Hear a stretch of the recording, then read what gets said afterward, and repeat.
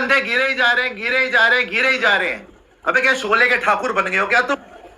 कौन हो भाई तुम?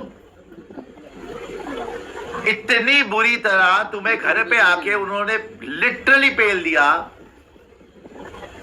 तुम्हारे यहां पर वजीयत तुम्हारी इतनी हो गई कि बुमराह और सिराज संभाल रहे भाई कमान तुम्हारी। बुमराह और सिराज भाई इंडिया में अनबीटेबल, इंडिया अनकॉन्करेबल, कोई नहीं हरा सकता, इम्पेनेट्रेबल, लानतेबल। उन्होंने कॉन्कर भी किया। लेकिन अब चूंकि भारत गड्ढों पे यानी कि ऐसी विकेटों पर खेलने का आदी हो गया है जिसने रैंक टर्नर कहते हैं कि पहले दिन आप पहले घंटे बॉल कीजिए और बॉल जब गिरे तो मिट्टी इधर उधर हो जाए। आप चूंकि उस तरह की विकेटों पर खेलने के इतने आदी हो चुके थे, आपको लगा यार ये तो रिस्पॉन्सिव ही नहीं है, ये तो स्लो टर्न है, तो आपके स्पिनर्स अपना प्लान बी वाला स्किल सेट ले नहीं आ पाए। आपने एक होता जा रहा है वो ये है कि क्या इंडिया अपनी होम कंडीशंस में अब वाकई उतना इनविंसिबल नहीं रहा?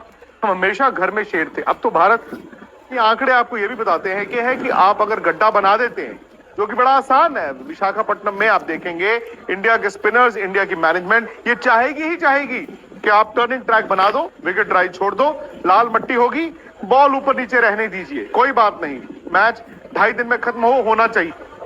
लेकिन अब सवाल और उसके साथ जो जुड़ा है, क्योंकि विराट कोहली भी इस टीम में नहीं है, भाई गड्ढा अगर बन भी गया, अगर फिर से आपकी बैटिंग आ गई, टॉस पर तो आपका कोई हक है नहीं कि टॉस जीतेंगे।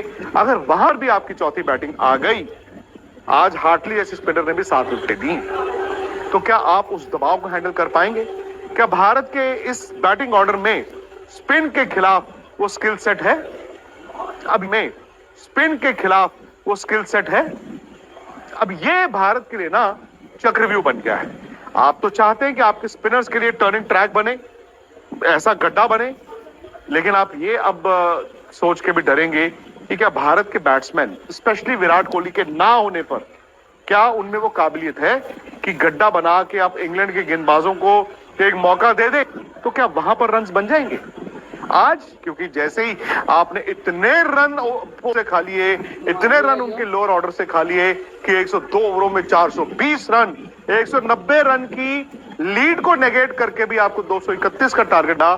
आप हो ही बुज़दिल प्लेयर्स।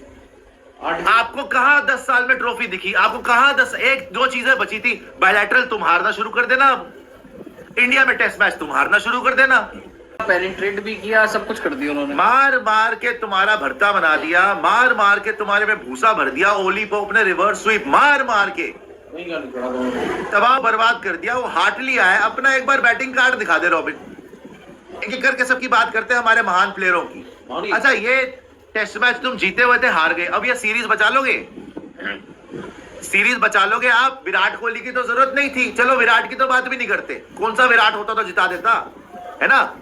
क्या फर्क पड़ जाता भाई, जब कोई भी नहीं कर पा रहा तो वो क्या कर लेते? आपने हारना तो वैसे ही था, उठा के कुल्ली करके आ गए, है ना? सुबह सुबह मुंह पे बारे 12 छपाक ठंड बड़ी हो रही है, गीजर ऑन कौन करे, कुल्ली वुल्ली करके आ गए फील्ड के ऊपर।